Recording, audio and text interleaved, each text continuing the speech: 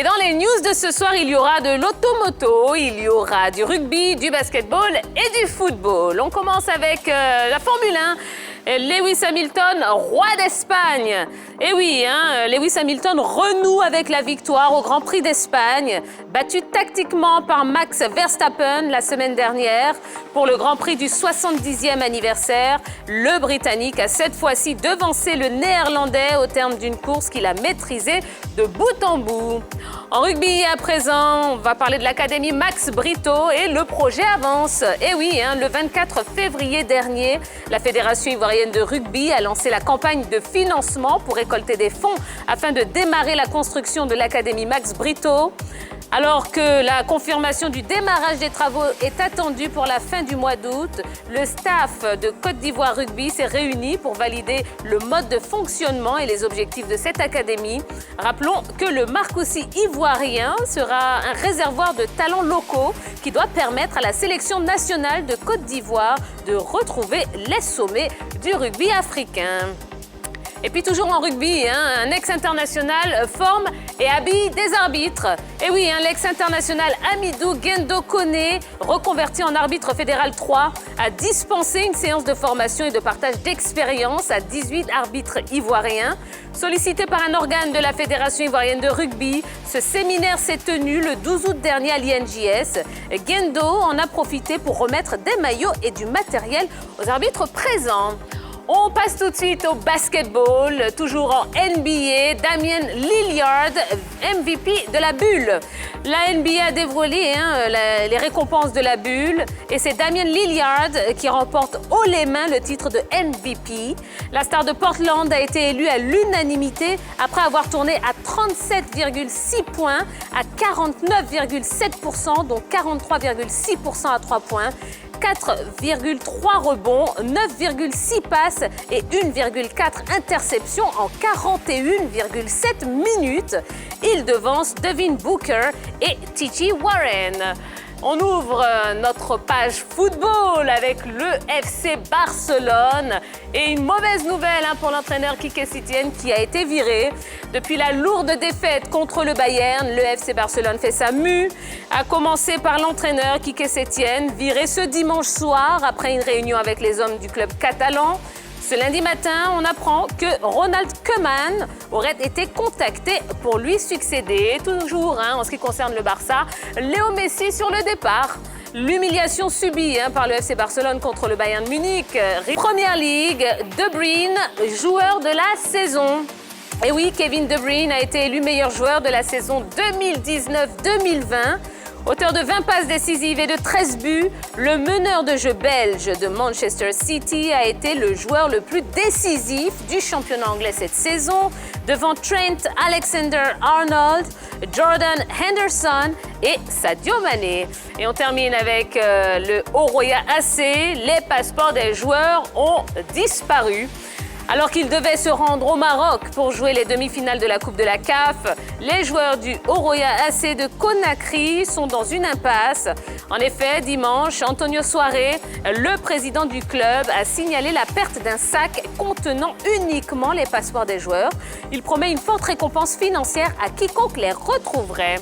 Et bien voilà, nous on n'a pas perdu de papier, on n'a pas perdu la grande team non plus. Et d'ailleurs, il est temps de la retrouver.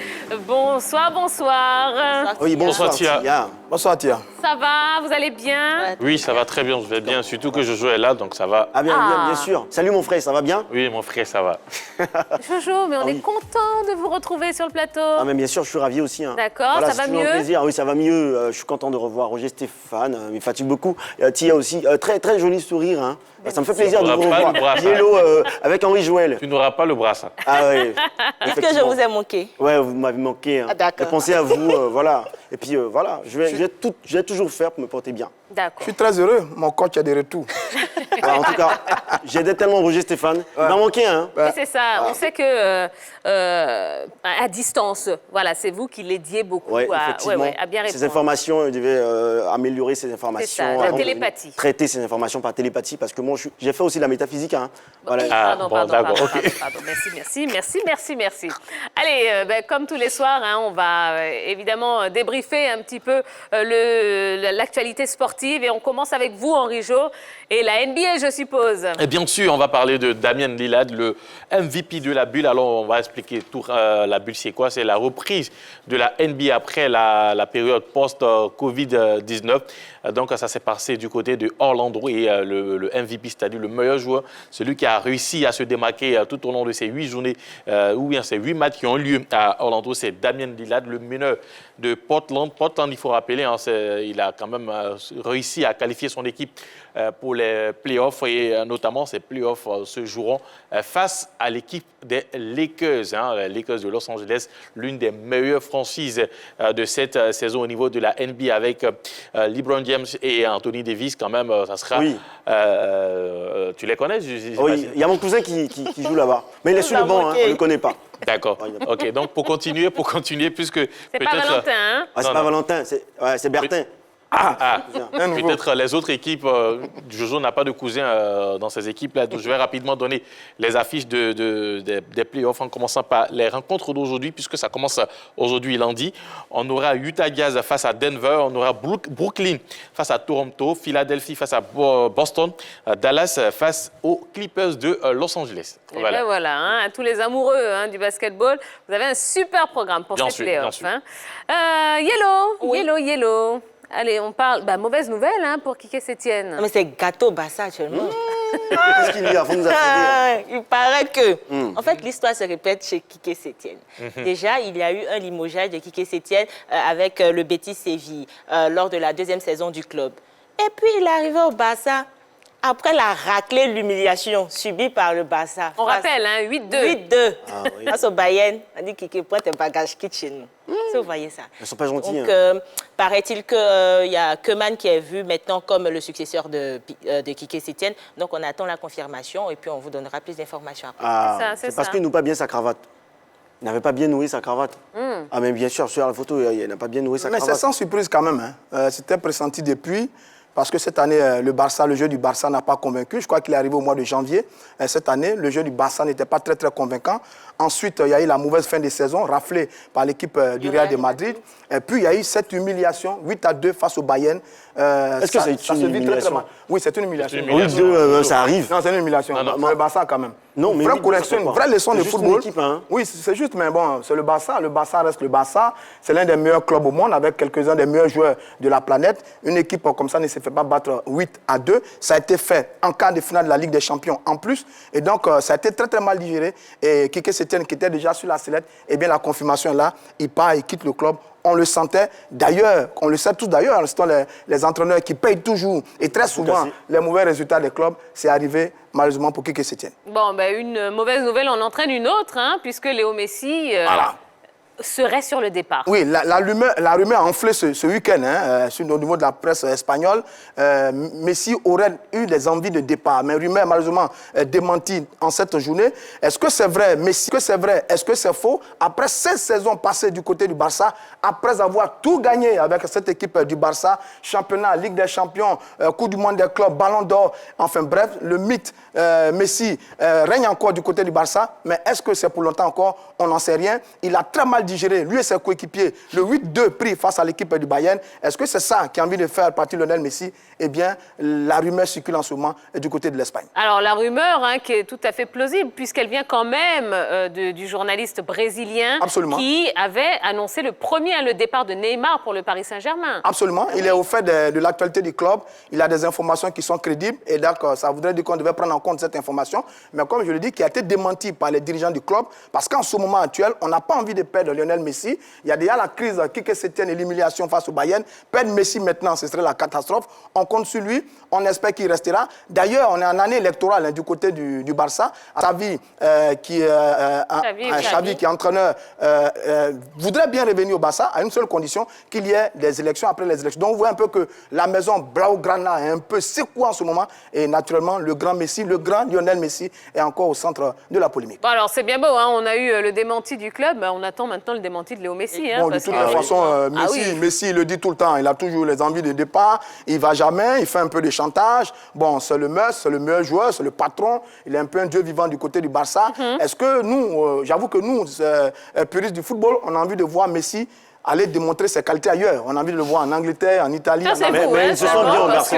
On a envie de voir ça. Ils se sont bien au Barça. On a envie de voir ça. Est-ce qu'il est capable de faire ailleurs ce qu'il fait avec le Barça? Nous, on a envie de voir ça avec Lionel Comparativement à Messi. qui? Qu'il soit capable ou pas. Cristiano Ronaldo. D'accord, ouais. merci beaucoup. Vous êtes un Allez, mon adepte. Jojo, vous allez nous parler de quoi? De Formule 1. Ah. Vous savez que je suis un adepte, un amoureux fanatique de tout ce qui est engin, tricycle, moto, voiture, voilà, vélo. Les pieds. Avant, je roulais bien le Babaling Congo au village. Eh bien, voilà. Pourtant, il masse beaucoup. Il aime les engins, les Oui, tricycles. mais même bon, les pieds aussi. Mais c'est un engin. D'accord. Le pied quand on peut marcher, c'est un engin. D'accord, oui. Ça Allez-y, nous permet d'aller. allez-y, oui. Voilà, d'accord. Donc, Lewis Hamilton, l'incontournable, l'imperturbable, Lewis Hamilton a remporté ce dimanche sa 4e victoire en 6 courses à l'issue du Grand Prix d'Espagne et augmenté dès lors son avance en tête du championnat. Pendant cette course, il a maîtrisé, il a dominé même le parcours et il a devancé le Néerlandais Max Verstappen qu'il avait battu tactiquement la semaine dernière. En gros, Lewis Hamilton est roi d'Espagne et ça fait plaisir de voir sur le podium Lewis Hamilton en première position, en deuxième position Verstappen et en troisième position son coéquipier Bottas. Ça fait plaisir. Eh oui, ça fait plaisir. Ouais. Hein? Bien sûr, il est en course pour égaler le record de Michael Schumacher, qui est de 7 titres au niveau de... Consécutif, ouais. Voilà, de la Formule 1, mais pour Hamilton, ça ne sera pas consécutif, puisqu'il a remporté en étant avec McLaren avant d'arriver du côté de Mercedes.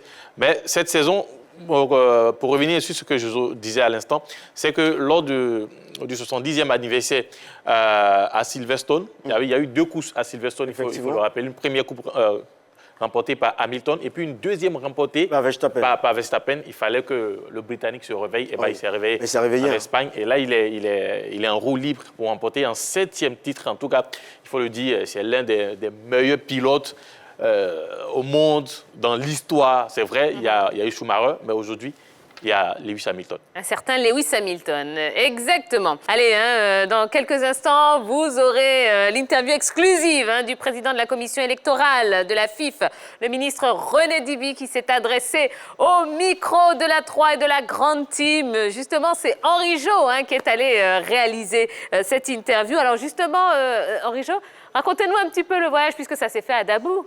N'est-ce pas? À Lopou, plus précisément. Oui. C'était à 15 km de Dabou. Déjà, 8 heures, ce samedi, 8 heures, nous sommes déjà à la télé, à la 3. Nous mettons tout en place pour Dabou. Ensuite, voilà, le matériel, tout est pris. Et puis, on prend la direction de la ville, beau paysage du côté de Dabou. Avec des enfants qui jouent partout. Non, on n'a pas vu d'enfants qui jouent. Ça, c'est vous qui voyez. Il y a des enfants partout. Les plantations de palmiers à huile, des VA, voilà. Allez, on va continuer à remonter le cours de notre émission avec le focus de ce soir.